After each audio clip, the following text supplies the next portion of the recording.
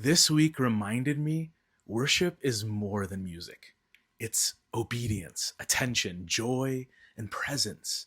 This week wasn't planned as a worship set, but somewhere between the dog cuddles and the dunes, the pages of scripture, and the sweat of pickleball, I realized this is worship. Not performative, not pristine, but present. Worship was holding Aaron's hand. It was letting the Bible read me.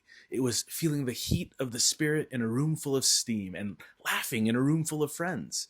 It was joy, it was honesty, it was surrender, and it happened in and out of the sanctuary. Maybe you've been there too, not at a conference, not with your hands raised, maybe just driving, folding laundry, laughing with a friend, and suddenly you feel it, the nearness of God in the middle of the mundane. It doesn't always come with goosebumps or guitar swells. Sometimes it comes in quiet joy, in faithful presence, in the sacred ordinary. But do we take the time to posture ourselves as if all of this is worship, as unto the Lord? Brother Paul says in 1 Corinthians 10:31, whether you eat or drink or whatever you do everything for the glory of God. Everything can be sacred if you give it to God. Even breakfast, budgeting, even pickleball. Worship isn't an escape from the world, it's how we enter into it, fully present, eyes open, hearts soft, because God doesn't wait for the perfect moment. He meets us in every real one. So what if it's not about doing more? What if worship isn't just what you sing, but how you show up?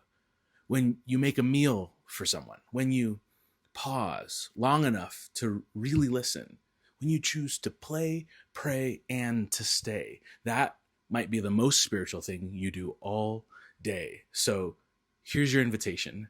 This week, don't just look up for God. Look around. His glory is already here.